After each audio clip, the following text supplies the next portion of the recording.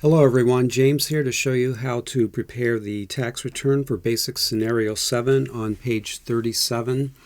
This one is not too difficult. We have a married couple, Paul and Lisa Alexander, who already know they want to file a joint return. They have a dependent 21-year-old daughter, Teresa, who is a college student. We have some qualified educational expenses that we're going to put on the return for the education tax credit. So let's just jump right into this. We're going to log into the practice lab. So I'm going to put in the master password here, Train Pro Web, and log into my practice lab account here. Go to the practice area. When you do this for the first time, you're going to select Start a New Return, enter the Social Security number, and click Start Return. I already did the return, so I'm going to go into the client list and pull the return up and just walk through it from the beginning. And the first thing that you're going to have to put in when you start a return is the filing status. So under basic information, you'll need to click on filing status, and you can see where I selected married filing jointly here. So we can just continue on to the personal information screen, where we have the names and the address and phone number of the clients. And any of those check boxes on the front of the intake form, we have to make sure we check those off. In this case, the only one that the Alexanders checked was that box for the $3 presidential election campaign fund. So I checked that off, and we can continue on and put Teresa's information in on the dependent screen here. And we have to enter her date of birth, her Social Security number, whether or not she's a U.S. citizen, the relationship, which is daughter, the number of months she lived in their home. And we also have to check the box because Teresa was over age 18 and a full-time college student. So that is all of the basic information. We can continue on now to the income section. So if we go back and look at the scenario in the textbook, we see that Lisa worked a job and has a W-2. So let's just put that in first. On the W-2, the first 6 boxes have numbers in. Box 12 has an amount in it. We're going to enter everything exactly the way we see it on the W-2. So let's go into the W-2 screen here. And this form belongs to the spouse, Lisa. We enter the employer identification number here. It will often populate the employer's information. If it's a company we've entered, employer we've entered before. On the right is her information. Scrolling down a bit, we see boxes 1 through 6. We'll just enter those numbers exactly the way they appear on the W-2. In this case, boxes 1, 3, and 5 are all the same. That's not always the case, but this is a basic return, so it's going to be a little simpler. Scrolling on down, there is a code DD in box 12 with $2,500 on the form, as well as the retirement plan box checked, box 13 here.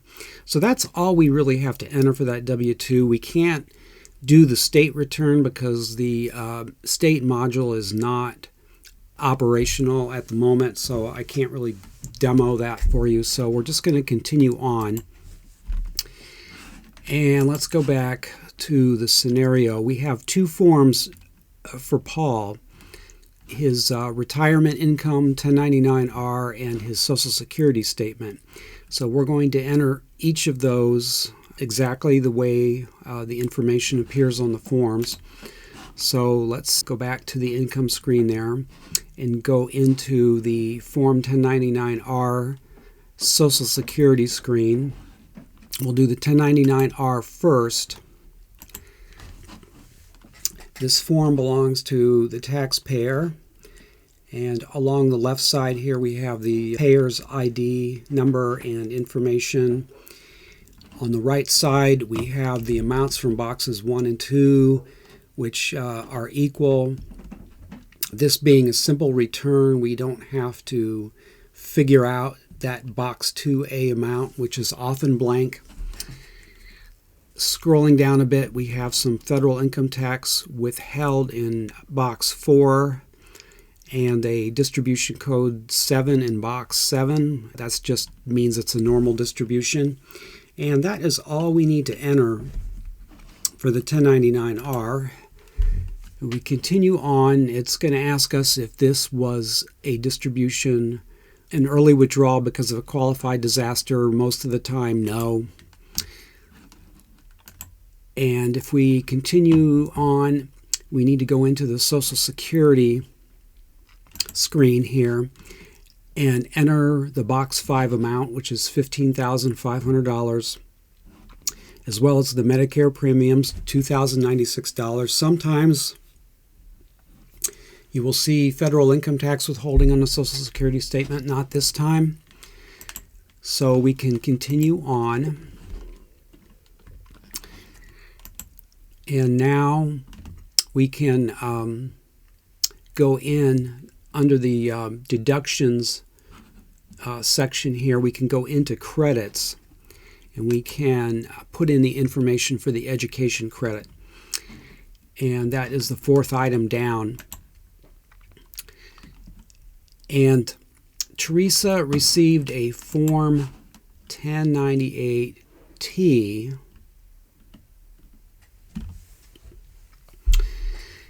with an amount in box 1 and 5, $10,000. So we can go in, and I already put this in, so let's go in and look at how you do this. So it's going to ask you 2 questions right up front. Did the student receive a Form 1098-T, and was box 7 checked? So that's yes, no. We'll continue on. Next screen, we put in the name of the institution and their identification number down there at the bottom. And then we have the box 1 number, which is tuition paid, $10,000. The box 5 number, also $10,000. And we have a number in other qualified expenses. Let's go back to the scenario here. When the clients came in, they came in with this information that Teresa paid $950 for her textbooks and another $300 for an online textbook. So those also count as qualified expenses. The other things, as we have mentioned in training, do not. So we put that $1,250 in and continue on. And then finally we have the screening questions for the American Opportunity Tax Credit. And there's 4 of these here. Has the credit been claimed on 4 prior returns? No. Was the student enrolled at least half-time? Yes. Did the student complete the first 4 years of higher education before the tax year? No. Did the student have a felony drug conviction? No. So we get to the end, and it selects the American Opportunity Tax Credit. As you see here, shows the amount, $1,250. So that's all we have to do for that. Now, I need to go back. There was one more income item that needs to go on the return, and that was the dividends they received. So let's go back. The Alexanders received a Form 1099 DIV with $2,600 of ordinary dividends, which were also qualified dividends. We're going to go into that dividend screen and enter this information exactly the way it is on here. So under the income section, interest and dividends, and we have dividend income from Community Bank. We enter the tax ID number, scroll down and put in the box 1A and box 1B amounts, and that's really all we have to do on that screen, and we can continue on. So next we are going to need to answer the question that's on the intake form. Did the Alexanders purchase health insurance through the marketplace? They did not. So if you click through some of these screens that we don't need until we come to the health insurance screen. Affordable Care Act insurance plans. Did you, your spouse, or dependent have insurance under the Affordable Care Act? We answer that no and continue on. I can't show you the state return. I wish I could. Maybe we'll get back around to that later. So that's basically everything for the return. The next thing it does is it takes us to the tax return summary, shows us the first few pages of the 1040. But before I pull the PDF of the 1040 up, I'm just going to click continue and go to the e-file screen, because at the bottom of the scenario we have the Alexanders bank account information. They would like their refund direct deposited, so we go to this screen in the e-file section and we choose that option, e-file direct deposit. Continue on, and then we need to enter their checking account information, the name of their bank, the routing number twice, the bank account number twice, and if we click this button over here that says pull refund, it will fill in the refund amount that they're going to get deposited into their account. So that's basically all we have to do for this return. I'm going to go back to the summary screen here that shows the 1040, and I'm going to go up and click View Print Return, and then click the big button here, and that will generate a PDF of the tax return. And this is what you will use to answer the 6 questions